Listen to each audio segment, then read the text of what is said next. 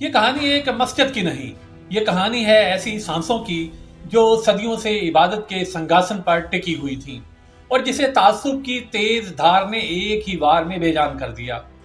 ایودھیا کی صبح آج بھی دھیمی آگ کی طرح دہکتی ہے۔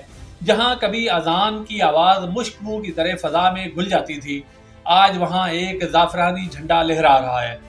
ایک ایسا جھنڈا جو صرف کپڑا نہیں، ایک پیغام ہے، طاقت کا، تسلط کا اور تاریخ کو مٹانے کے ذمہ دار ہاتھوں کا پیغام۔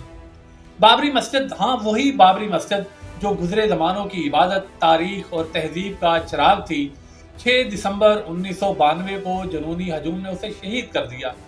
مگر سچ تو یہ ہے کہ اس روز صرف مسجد نہیں گری تھی، اس روز انصاف کا ترازو بھی گر گیا تھا، قانون بھی گر گیا تھا اور ایک پوری قوم کا اعتماد بھی زمیں بوس ہو گیا تھا۔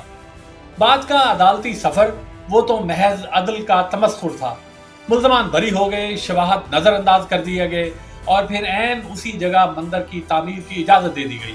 یوں لگا جیسے انصاف نے آنکھوں پر پٹی نہیں باندھی بلکہ پورا اندھیرا باندھ رکھا ہو۔ بھارت کا یہ رویہ کوئی اچانک طوفان نہیں تھا، یہ ایک سوچ ہے، ایک منصوبہ ہے، ایک خاموش مگر مسلسل وار بھی ہے۔ مسلم ورثہ، صدیوں کی مساجد، تاریخی مینار، یہاں تک کہ زبان و ثقافت، سب پر ایک ایسے طوفان کی پرچھائیاں پھیر رہی ہیں جس کا نام ہے ہندوتوا۔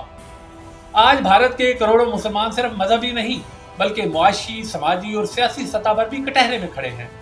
خوف کے سائے ہر دروازے پر پہرا دیتے ہیں اور ایسے میں پاکستان کی آواز بلند ہوتی ہے، ایک اپیل، ایک مطالبہ، ایک عالمی دستک۔ پاکستان نے مطالبہ دہرایا ہے کہ بھارت میں بڑھتے ہوئے اسلامو فوبیا کا نوٹس لیا جائے۔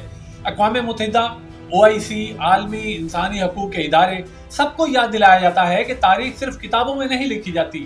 اگر دنیا خاموش رہے تو اسے مٹایا بھی جا سکتا ہے، جیسا کہ آج کل بھارت کر رہا ہے۔ پاکستان یہ بھی کہتا ہے کہ بھارت اپنی ذمہ داریاں نبھائے۔ ہر مذہبی برادری، چاہے مسلمان ہو، سکھ ہو، عیسائی یا دلت ہی کیوں نہ ہو، ان کا تحفظ اور احترام ریاست کا اولین فرض ہونا چاہیے۔